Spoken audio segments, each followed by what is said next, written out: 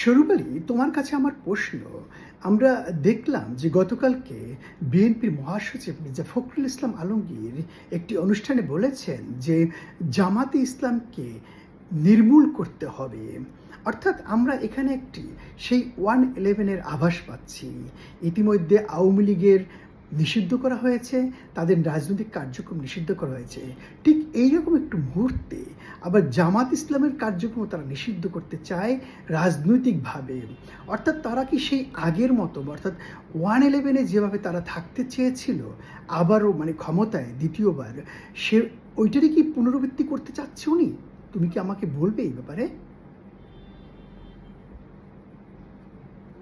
মির্জা ফখরুল আসলে কি বোঝাতে চেয়েছেন সেটা নিয়ে নানা রকম ব্যাখ্যা থাকতে পারে। সাম্প্রতিক সময়ে জামায়াতে ইসলামীর সাথে বিএনপির সম্পর্কের টানাপোড়েন আমরা দেখেছি। কেউ কেউ মনে করেন রাজনৈতিক কৌশল হিসাবে বিএনপি জামায়াতের থেকে দূরত্ব বজায় রাখতে চাইছে। আবার অনেকে আপনার মতো 111-এর মতো কোনো পরিস্থিতির আশঙ্কা করছেন, যেখানে রাজনৈতিক দলগুলোর উপর নিয়ন্ত্রণ আসতে পারে। তবে মির্জা ফখরুলের ওই মন্তব্যের প্রেক্ষিতে জামায়াতে ইসলামীও প্রতিবাদ জানিয়েছে। পুরো বিষয়টা আসলে রাজনৈতিক মেরুকরণের অংশ, সুনির্দিষ্টভাবে বলা কঠিন। আপনি কি এই বিষয়ে আরো কিছু জানতে চান? না, আমি জানতে চাই না।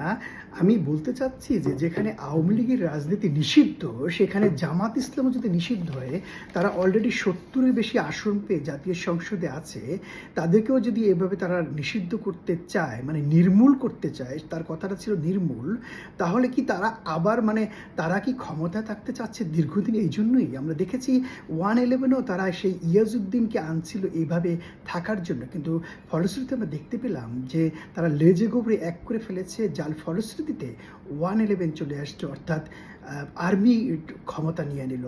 ঠিক এরকমই ওনারা করতে চাচ্ছে কিনা আমি ঠিক জানি না, তবে এর ফলাফল কতটা ভালো খারাপ হবে নিশ্চয়ই ওনারাই